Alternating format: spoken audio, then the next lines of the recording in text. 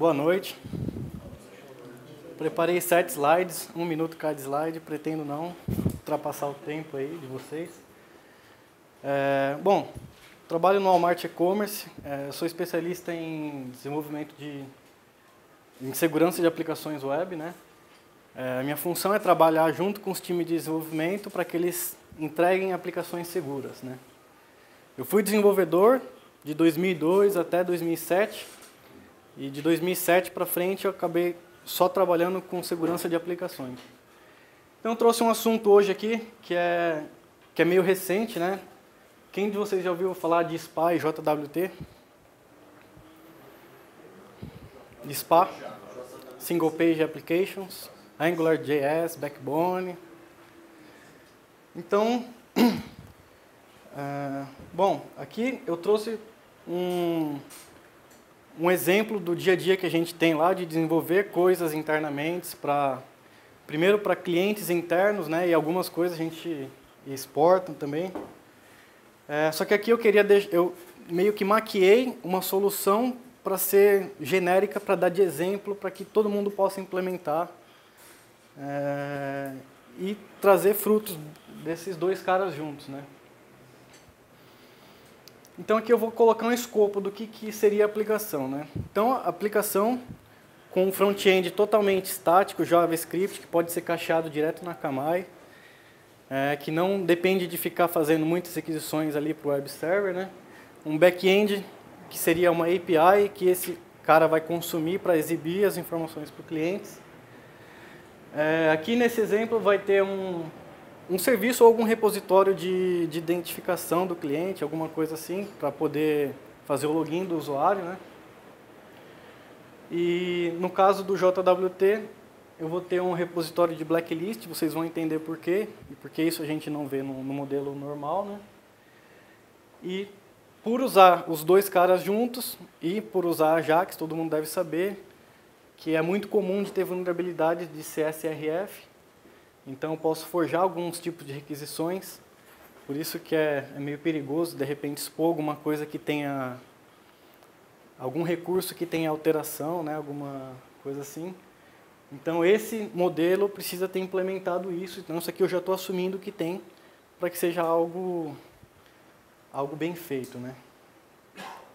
Bom, para quem não ouviu falar de JWT, que é o JSON Web Token, vamos dizer assim, ele é um formato comum para meio que garantir integridade e confidencialidade em mensagens com padrão de JSON. Na verdade, são assuntos que em segurança a gente já trata há muitos anos e tem isso desde a década de 70. Então, assinatura digital para garantir integridade e mensagens e hashes, né? E confidencialidade que eu garanto com criptografia. Nesse caso específico, até por causa do tempo, eu estou falando só do JWS, que é o JSON Web Signature, que é uma das especificações conjunto do JWT. Se vocês forem pesquisar mais a fundo sobre JWT, JSON Web Tokens, vocês vão ver que são 5 RFCs que se complementam, né? Então, você vai ter JWT, JWS de Signature, JWE de Encryption, JWA de algoritmos e JWK de keys, que são tudo formas de trafegar algumas coisas de segurança no formato de JSON. Esse daqui é um exemplo de um JWT, de um token JSON. Então ele é dividido, no caso desse de JWS, né? Esse é um JWS de JSON Web Signature. Ele tem 3 partes: o header, o payload, que é aquilo que você está atestando, né, do que você quer garantir a integridade, e a última parte, que é separada por ponto, seria o resultado da assinatura daquela mensagem. E por que usar JWT numa aplicação SPA? Eu quero, por exemplo, aqui no exemplo, mostrar que você não precisa de um storage de sessão para você ter que fazer um lookup toda vez que o seu usuário bater que tem sessão. Você vai no banco de dados, vê quem é aquele cara, pega o objeto, às vezes você deserializa ou então você simplesmente lê. Então, com o JWT, você simplesmente manda para o cliente, isso daqui vai ficar no browser dele, e quando ele te devolver aquilo, você não precisa fazer lookup na base de dados, você simplesmente usa. Aqui eu coloquei um exemplo de infra, como que ficaria. Conservadas as proporções, né? Eu posso ter uma aplicação que tem, de repente, lá uns 14 pool de máquinas ou 20 pool de máquinas que respondem ali os endpoints REST. Eu tenho que ter um storage ou um serviço que me forneça informações da sessão de quem está batendo lá. Esse é o modelo comum que a gente vê por aí. O modelo com o JSON Web Token, eu não preciso ter um storage de sessão. Eu não preciso ter um pool de redis, não preciso ter 5, 10 redis lá, ou Hazelcast, ou qualquer outra coisa para armazenar a sessão. Eu trato isso direto na aplicação, porque lá eu vou ter a chave que gera um token e que valida o token que o cara está me mandando na requisição. Isso passa rápido. Então, esse daqui é o principal. Como que ficaria, então, um sistema com um mecanismo stateless de sessão? O nosso cliente lá no JW, no SPA dele, faz uma chamada post mandando lá o login e senha. Eu valido no meu repositório de identidade, no meu banco de dados ou no serviço, não importa, OpenID, o Auth 2.0. Validei o cara, eu devolvo um cookie, só que esse cookie não é opaco. Ele não é um ponteiro para alguma coisa que eu estou armazenando em algum lugar. Ele já é a informação que eu vou precisar depois. No caso é o JWT, que é aquele token separado por 2 pontos. E esse modelo aqui, para ele ser stateless, a gente fez esse experimento aqui. Ó. Quando a aplicação SPA faz uma requisição para o back-end da API, primeira coisa, eu tenho um filtro lá no meu REST, lá no meu